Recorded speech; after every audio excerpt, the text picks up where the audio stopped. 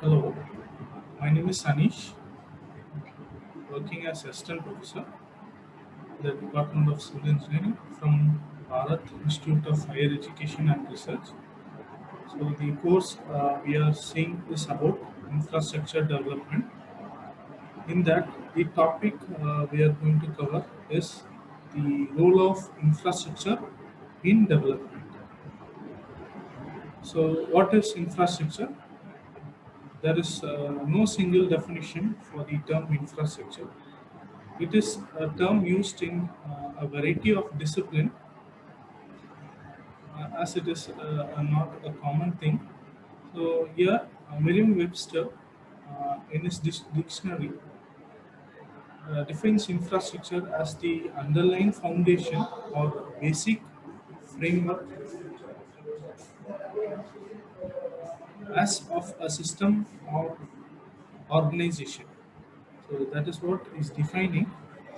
So attributes of infrastructure. So next is the attributes. So attributes, since what is referring as infrastructure, rather than describing infrastructure through a single definition, it might be more helpful to describe infrastructure through a set of characteristics that are attributed to it.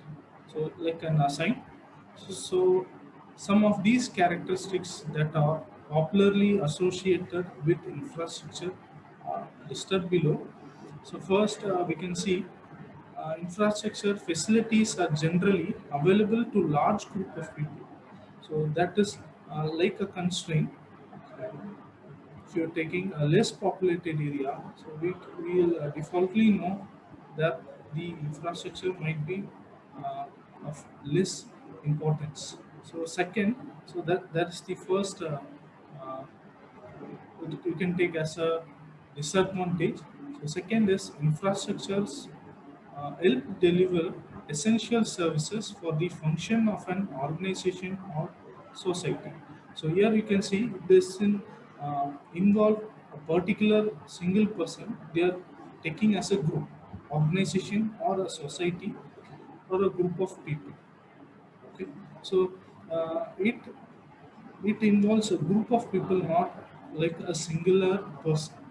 Okay. So that is the second characteristics of infrastructure. So third point here they are describing infrastructure help achieve economic and social objectives. So what is the social or the economical objective or the uh, achievement a particular organization or a society is trying to achieve. So that is one of the characteristics of infrastructure. So it is of a very important factor uh, where economical growth will be there as well as a social development will be there if you're considering infrastructure. So infrastructure helps in achieving the objective. You can take infrastructure as a scope or needed factor in the development.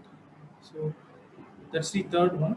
Fourth, here we can see infrastructure is the base upon which society and its activities rest. So it is a base so that the society uh, can develop itself and its activities related. So infrastructure we have seen here in the previous slide.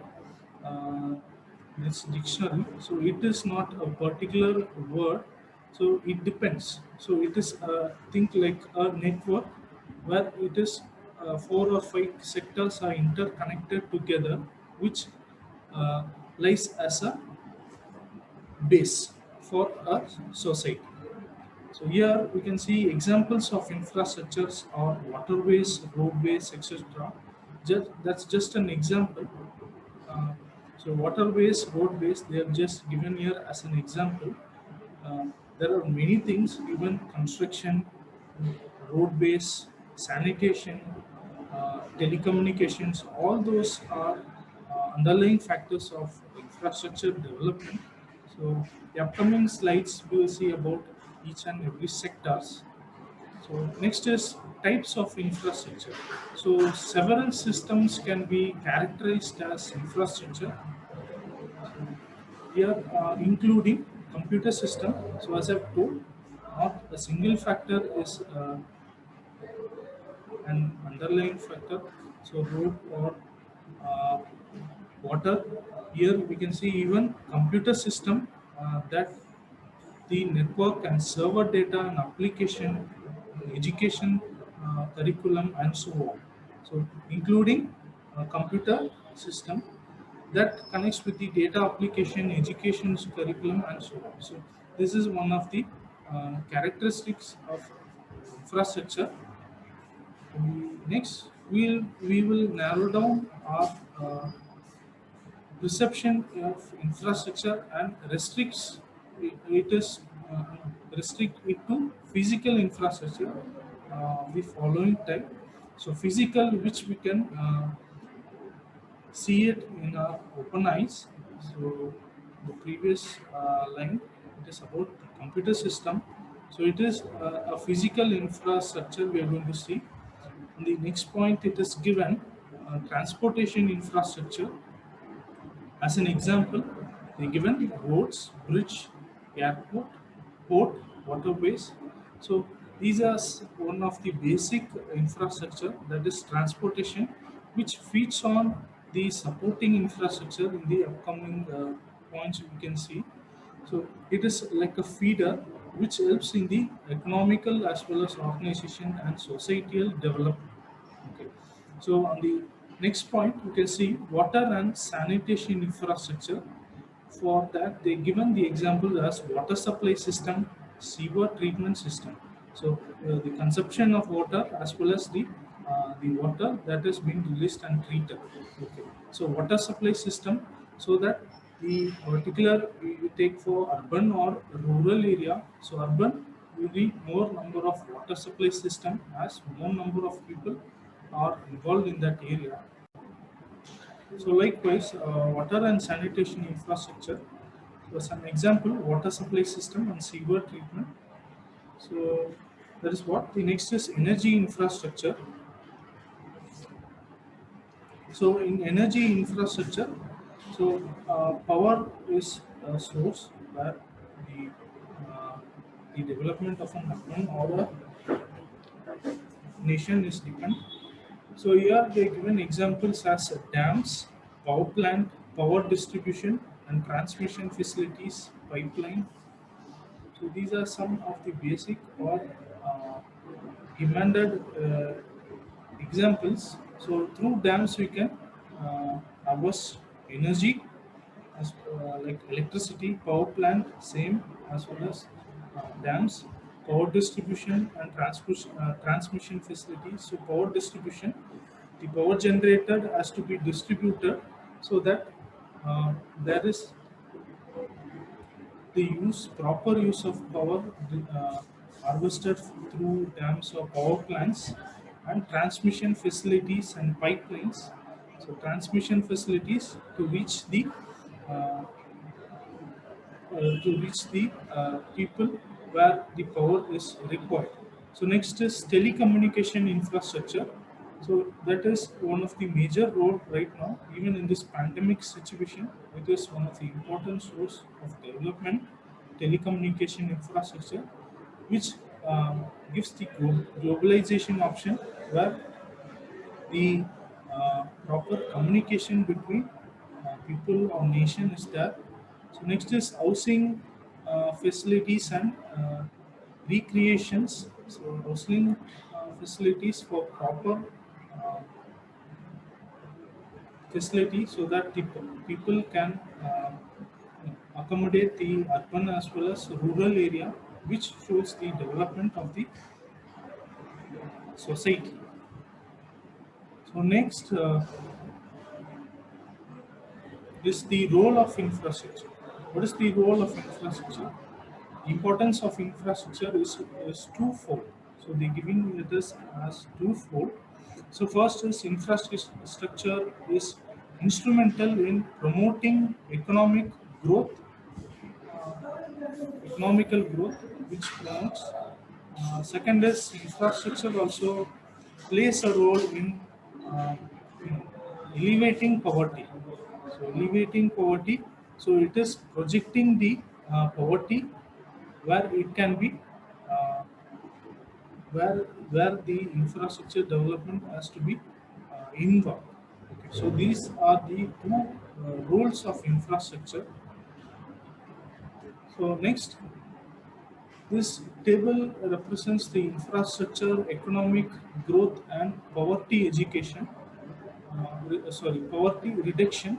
So here, uh, reduction, how it is, like we have seen twofold, how it elevating the poverty. So that is what we are seeing it as a table. So here on the first uh, column, we can see, sorry, so the first column we can see the sectors or the sectors in an economical growth. So first is transportation, water and sanitation, telecommunication, energy. So these are the uh, sectors. Take it as a sector of an economical growth. So these are some of the infrastructure. So on the second column, we can see the economic growth.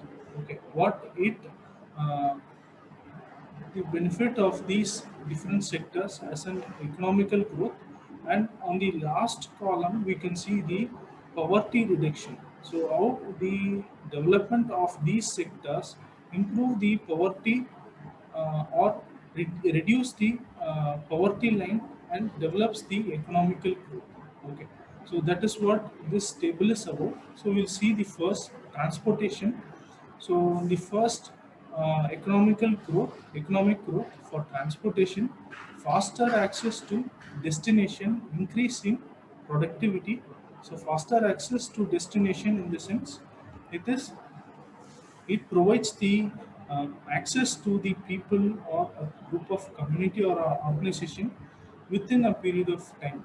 Okay, so it also increases in productivity if it is take for example a company where the people is working, if they are transported as early, the productivity of that company will also increase, the involvement of that organization will also be increased. So here for transportation, we can see the poverty reduction, what it gives, more reliable access to market so that fresh goods can be sold at lower wastage level. So this a good example where they are giving uh, fresh goods. Okay, so it's a goods like fresh goods in the sense like vegetables or some other kind of decaying products which has to be sold as early as possible. So if it is harvested, it has to be sold within 1 or 2 days, as I'm telling as an example. So if there is proper access to the area where it is being sold, obviously there is reduction in poverty. Okay, so they can sell the product with a good rate where there is no money wastage involved in it. Okay, it is a waste for both the product seller as well as the time. Okay, so that is the economic growth for transportation and poverty reduction. So second is water and sanitation. So we can see water and sanitation first as an economic growth. So incentives for construction of facilities. Okay, incentives for construction of facilities. So infrastructure and uh, residential infrastructure, which in turn promote economic growth. Okay, so incentives for construction of facilities, uh, like it is giving proper access to sanitation. Okay, like infrastructure and residential infrastructure. So people living in an closed urban area where this water and sanitation provides a livable atmosphere. Okay, so which in turn promote economic growth. So there is, as we can see, the use, we can reduce the time as well as the cost of living in an area. Okay, so as the perspective of poverty reduction, so improved health, reduction in health related spending, potential increase in income saving. Okay, so as if there is proper water, clean water, the health won't be affected, as well as if there is proper sanitation, if it is not exposed, the spread of disease will be less. So it comes in as a saving, uh, where the money is not that much involved in that particular expense. Okay, so it gives a uh, potential saving amount, okay, for normal basic people. Okay, that is what the water and sanitation. The third is telecommunication. So improved access and transfer of data, okay, leading to reduced travel time and increase in uh, productivity. Okay, so here in telecommunication, as a telecommunication, improved access and transfer of data. So simple, a document has to be shared with people. You don't need to travel to that area. You can just take a screenshot and share it. So that which becomes very easy of sharing documents. So that's what transfer of data or improve access is there, which leading to reduced travel time and increase in productivity. Okay, so the time required for that data sharing has been reduced because of telecommunication. So there will be proper uh, increase in productivity from an organization point of view or societal view. Okay, so when it comes to poverty reduction, what it does, telecommunication, increased access to information, so leading to improved ability to make decision on issues like selling price or produce produce, etc. So just which gives proper idea of what is happening around the globe.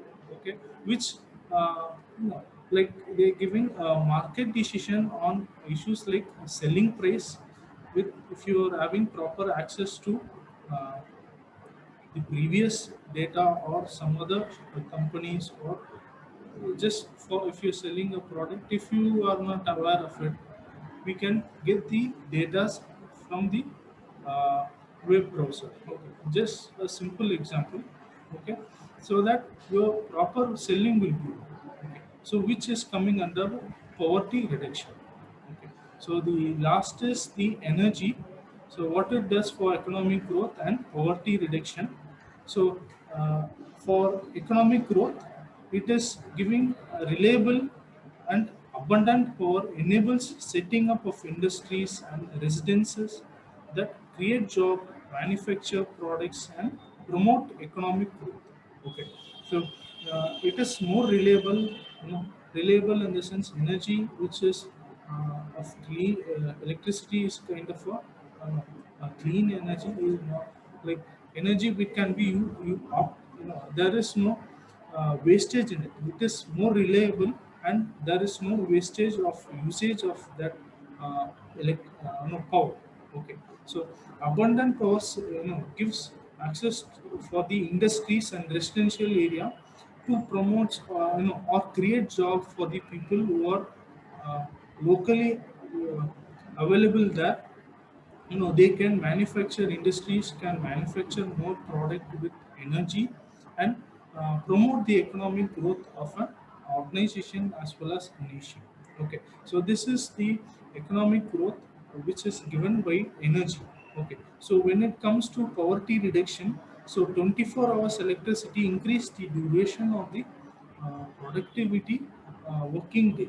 Okay, so if there is continued access of power, so the production will increase.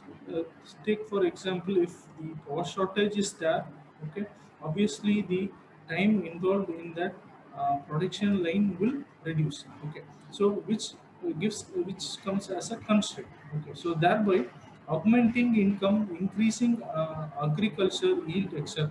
Okay, so income as well as the agriculture field. If there is a requirement of water, continuous requirement of water for rice or paddy or some other kind of field, so there is no constraint of water if there is proper electricity, okay, or energy.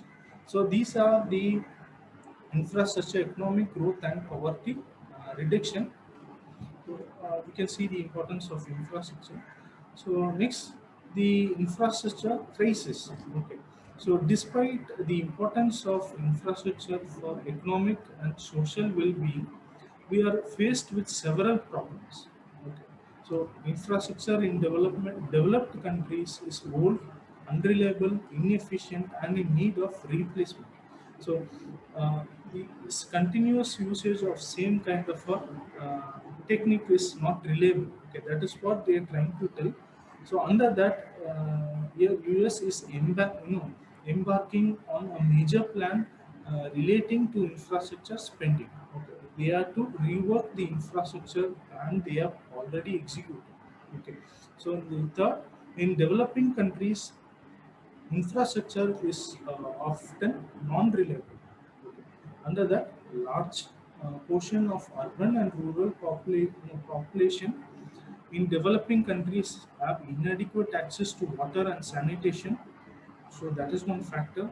And then on the same one, uh, developing countries have power supply in non-existence or unreliable, and people are faced with frequent power cut. Okay, so that is a constraint.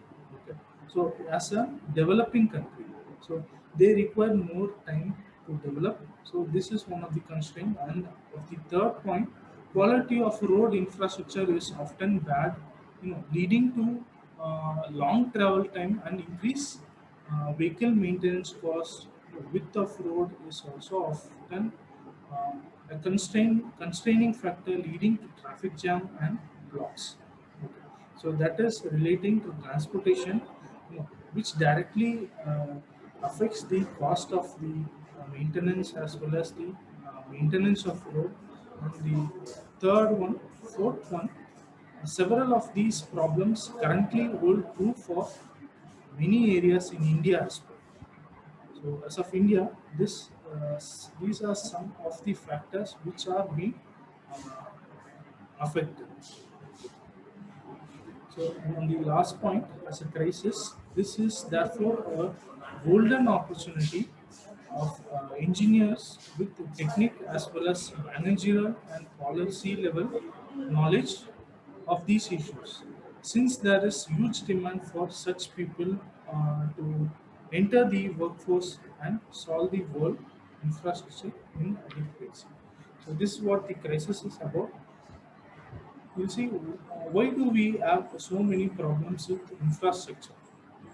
So, question is asked. So, this particular question and way in which to solve it will the focus of this entire course or this subject. So it is therefore impossible to answer this question right away. Before we conclude this session, we will list a few of these causes for failure to provide adequate infrastructure. So I've just given the points. See, a lack of funds, that is one problem. So second is lack of implementation and management capabilities. So fund and then management capability, and then the third is corruption, bureaucracy, and unfair completion, land acquisition issues involving uh, dealing with displaced people and special interest groups, etc. Okay. So these are some of the failures which take like a failure which provides the adequate infrastructure. So these are some of the lack. Okay. One is the major thing is fund. Fund is the major source of the development of the organization or a nation which supports infrastructure. So the second is implementation and management capability. How to implement that infrastructure even if you have proper fund. there is no idea or plan for the execution of that infrastructure with the fund, it is wasted. Okay. So corruption, bureaucracy, and unfair competition, that's a common thing. So uh, improper infrastructure will be caused due to that, and land acquisition, displacing people and special interest groups. Okay. So these are some of uh, the reason why we need infrastructure in India. So next is the infrastructure scenario in India. Okay, what is India is doing? So according to UN estimates, the proportion of urban population living in slum in India in 2009 was 29.4%. Okay, so uh, that is slum people living only in urban areas was about 29.4 percentage in 2009. So second is the finance ministry economic survey of 2019 had conducted that India need to spend 7 to 8 percentage of its uh, GDP or USD of 2000, 200 billion annually on infrastructure to meet its growth target. Okay. So the target set by the 5-year plan by the government, to achieve that, this is given by the Finance Ministry Economic Survey. Okay. That properly 7 to 8 percentage of the GDP has to be spent. Okay. So the next is road traffic growth will be 15 percentage per year, which is the survey taken mentioning that it will be 15 percentage in growth. So there we can see uh, per year 15 percentage. So we need infrastructure or development in transportation also. So that is the scenario in India. And then air traffic is growing by 25 percentage by per year. Okay. So that also we are accommodating more amount of airbase. So it has to be developed to accommodate the growth. So here we can see 1 lakh 1,000 million watt of new power needed by 2012. Okay. So million watts, that is nearly 1 lakh million watts of new power needed. That much growth is there in the industry or the urban area or rural area. That much of millions of power is needed. Okay, million wattage of power is needed so that the infrastructure can be faced by the nation. Okay, so as sanitation covered is only 35 percentage currently. So we can see 35 percentage currently. This is coming under the 5-year plan. Okay. So 5-year plan, they have mentioned these things. So 35 percentage only is being covered. So remaining has to be developed. Okay. So that is the sanitation coverage. So, so in this, as of a figure, in the earlier slides are a few strategy from public available documents such as the Indian Infrastructure Report for 5-year plan, etc. They indicate two issues. Okay. First, in many cases, the current infrastructure is inadequate even for today's need. Okay. Even though there is, as India is a developing nation, but there is an infrastructure, but uh, even it is developing, it is underlying factor that India's need more, India is going under inadequate infrastructure. Okay. So here the example, nearly two-thirds of nation do not have access to sanitation facilities. Okay, that is what we are seeing, 35%. There is no access to proper sanitation, which causes uh, improper uh, you know, disease or like fever or some other things may occur which causes loss for people. Second is current infrastructure is not likely to meet tomorrow's need. Okay, even though there is a development, the current or the upcoming, tomorrow these infrastructure won't be adequate for the current scenario. Example, with the increase in road traffic at 15 percentage per annum, we will need more high quality road in order to maintain free flowing traffic. Okay. Like we need more access to road so that proper traffic can be circulated. Both these issues indicate that India needs its infrastructure to be developed. In addition, this will enable economic growth as we saw in the previous cases. What is India doing about this? So action taken in the fifth five-year plan, that is 2007 to 2012, and there is a fifth year five-year plan for 2012 to 2017. The amount of money spent on infrastructure will be raised to 8% of GDP. So earlier infrastructure spending was only about 4.6% of GDP. Okay. So on one half of all new investment in the 11th plan will be in infrastructure. Okay. So this is the five-year plan. The Planning Commission has estimated that a total investment of 450 billion dollars infrastructure is required to overcome the next 5 years to meet Indian infrastructure needs over 5 years. Okay.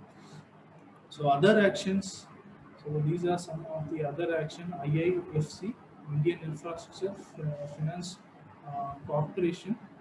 So given this government organization, the government has set up IIFC to help fund infrastructure projects in India. IIFC will be owned by the government. So there's a common thing, it is available in our website. You can go through that. IIFC will lend money at a lower rate to public and private infrastructure projects. This will help encourage more people as the cost of financing is very low. Since the uh, since the loan that IIFC takes are guaranteed by the Government of India, IIFC is able to borrow and lend at lower rate. So new schemes to aid infrastructure are given by the government. Government has initiated the JNNURM, that is Jawaharlal Nehru National Urban Renewable Mission, to improve the urban infrastructure. And then second is Bharat Nirman program has been initiated to improve infrastructure in rural areas. These schemes will be dealt with detail in later classes. Reforms that are being undertaken. So these are some of the reforms uh, that has been undertaken by the central government, providing policies reform that hopes will speed up the infrastructure development process and improve the overall quality of infrastructure. So the first one is decentralization, so that proper distribution of workforce, or there is no bottleneck of the people. So even though there is money or funds, proper distribution of fund has to be there. To do that, we need manpower in government agencies, so that the distribution of work is there through infrastructure development. And then the second is increasing accountability, transparency in the government, so that the funds that are accessed are properly transferred to the development of the nation. So other reforms, so improving the efficiency of existing service, so that we know already existing services which has to be improved. Uh, so that is the reform, and then the next is inclusivity. Okay, so like exclusive as it affects the living of many people. Okay, so where there is no proper access to, for example, railways or roadways or sanitation, including that is one of the reform of the government. And then the next one is introducing and encouraging private sector participation in other sectors. Okay, this issue is discussed in detail in the following slide. Private sectors, that is private-public partnership, okay, brings with themselves several advantages, such as the ability to leverage private finance for infrastructure, private sector efficiency in construction and operation. These will be discussed in greater detail. Okay. So, in addition, PP, yes, in India, infrastructure overcome for the most part in the transportation sector, and concentrated in relatively few states in India. This data indices that widespread involvement of private sector in India infrastructure have not happened yet. Okay. So if there is proper sharing of ideas through private sector, like even uh, with international communication, okay, there will be a proper involvement in the development in the nation. Okay. Based on the government incentives, as we have tracked in our infrastructure need, power sectors, these are some tracking done. So power sectors, uh, the sector experiencing at 24 percentage shortage in power, okay, as of 2007, and 25% fall in hydropower and thermal power target, experiencing power outage and water scarcity in recent times.